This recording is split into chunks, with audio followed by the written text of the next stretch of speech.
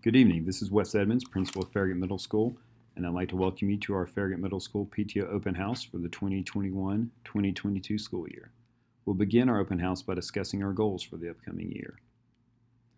We met with leadership in the summer and decided our goals should be a renewed focus on preparing students for their high school path. This was a reflection back to what middle school really is intended to be, and that is preparation to get students ready for high school. Now, the important part of this and a focus we want to look at is all students will have a unique path. Everyone's path will be different, but we just want to make sure we are giving students the skills to be successful on that path. And these skills are both academic, emotional, and social skills to make sure that they can be successful on their path to high school. So to help see how we're doing as we're working on this target, we do have testing data from the previous year. And our testing results were lower than previous years, which would be expected considering some of the things going on last year. However, there are some important takeaways. Farragut Middle School is number one in KCS in all subjects and in all achievement indicators. So that is a good reflection of the hard work the teachers and the students did last school year, that even with all the pressures going on, Farragut Middle School was still number one in student achievement. But the real reason for testing data and assessment is to give students, parents, and teachers some important feedback to help guide instruction. That is what really matters. And so to help us with that process, students who took the test will receive a paper copy of their TCAP results. Parents, you can also view this information before the paper copy is sent home via the TDOE parent portal. An email was sent home last week about how to access it. But if you cannot find that email, we will have information for it on our website. So when you receive your TCAP report, it will give you a breakdown of how your students performed on their test. We will receive TCAP reports for English, math, and science. So the first page of the TCAP report will tell you what performance level they are at. The performance levels can range from level 1 to level 4. Then you'll also see how your student performed against their peers, both at the school level, the district level, and the state level, which can be important relative information for you as the parent. The next page of the report will give you the performance levels, levels 1 through 4, and what they represent and why that information is important. And on the back, you can see what parts of the test, how your student performed on each individual part of the test and how that subject area was broken up into different parts and different components, and how your student performed on those different components. And the most important part, I think, is the part at the bottom where it shows you your students' strengths, their areas for improvement, and it gives you, the parent, some ideas on next steps, how you can improve your student and help get them on track. The last page of it also gives you as the parent some other broad ideas, and a lot of those are things we are going to discuss, just having conversations with their teachers and working with them at home on some of the areas that they need to strengthen. We also give an Ames Web benchmark where TCAPs happen at the end of the year. Our Ames Web benchmarks happen in the middle of the year. We give them all grades 3 times a year in the fall, winter, spring in math and English. So this serves as another good benchmarking tool to see how your student is progressing. And of course, the report card. This is another important tool to see how your student is doing, getting feedback from the teacher about how your student is doing in the classroom. So this is a lot of information that you have at your disposal to see how your student is transitioning on their journey. So the next question is typically, what can I do with this information? Our first thing we tell parents is do not overreact to TCAP data. It is just one data point on your student's journey.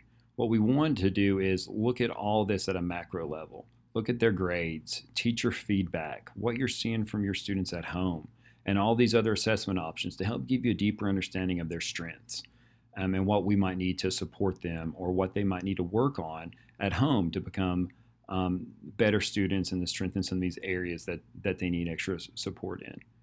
We're in a very challenging time in regards to learning loss with COVID and the school closures and the changes in learning locations and all the other items. So we wanted to make sure you knew about all these resources so you can check on your student's journey.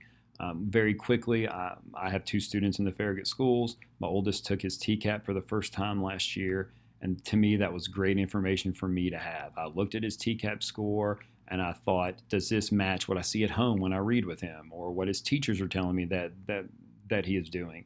And if all those things line up, I feel great. If one of them's out of alignment, it should show me that I need to look at it and pay a little bit more attention to it, or maybe have a conversation with his teacher about it.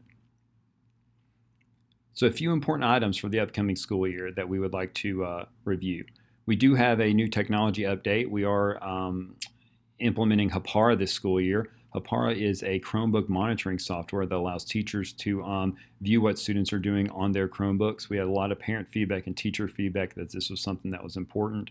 We want to thank our PTO, make sure to join, for helping giving us the funds to purchase a 2-year license for Hāpara. And once again, this will let teachers watch and see what students are doing. We don't want this to be a secret. We're going to let the students know that Hāpara is on their Chromebooks, and that allows us to watch what they're doing. This is just a bigger part of digital citizenship. Students are transitioning to high school. Online learning is here to stay, it looks like. They're going to need to be good digital citizens and make good decisions while they're online. So we want this to be transparent and let them know that we are using this to help teach them about making good choices while they're online. Here's what Hāpara looks like, a screenshot from the teacher's perspective, and they also have a tab perspective that shows them what tab students are working on. Teachers can close the tab or send a student a direct message that they need to get back on task. So we're very excited for that. Some office procedures I'll quickly review. A lot of this has been sent home already, but since we have you, we wanted to review those. We're not doing any drop-offs past 9:30. This aligns with our goal of preparing students for high school. We want to make sure we are instilling responsibility, that students are being responsible and bringing what they need to bring, but we want to be flexible, so we are giving a drop-off time of 9:30. It also limits distractions for students without things getting dropped off all day. The new tardy policy will start this week. We understand that traffic is challenging. The tardy policy is not a gotcha. We don't want to put students into silent lunch. It's not what we want. But we do want to reinforce that being on time is important. That's an important skill as they transition to high school and beyond, that you need to work on managing your time and getting there on time. We hold tardies when there's bad weather and accidents on Kingston Pike and North Shore and all the things. So we just want to make sure that they are focused on arriving on time.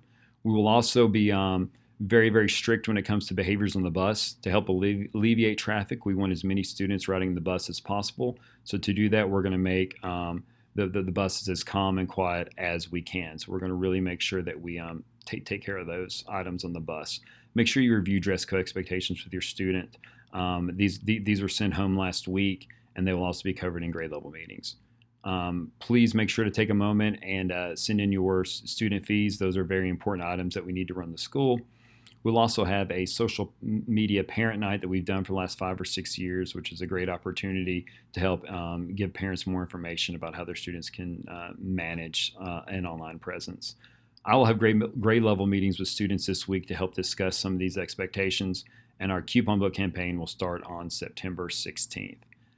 Finally, in closing, we're just all lucky to be here at Farragut Middle School. It's just an incredible school full of amazing people. So we want to thank you for your support and coming out tonight. It is a very great thing to be here at Farragut Middle School, and I think teachers will echo that sentiment. Finally, we want to thank our PTO. They gave us over $22,000 last year, which is an incredible amount considering all the things going on. So please take a minute and join the PTO. They are a great organization. Every dollar given to them goes right back to the school. There isn't a national organization that takes a percentage or takes a cut. So any donation you give to PTO goes right back to the teachers and right back to the students. And we couldn't do the great things we do here at school without you and your support. I hope you have a great evening tonight at our PTO Open House. Get a lot of questions answered and really enjoy yourselves meeting your teachers and meeting the school. Thank you and have a great evening.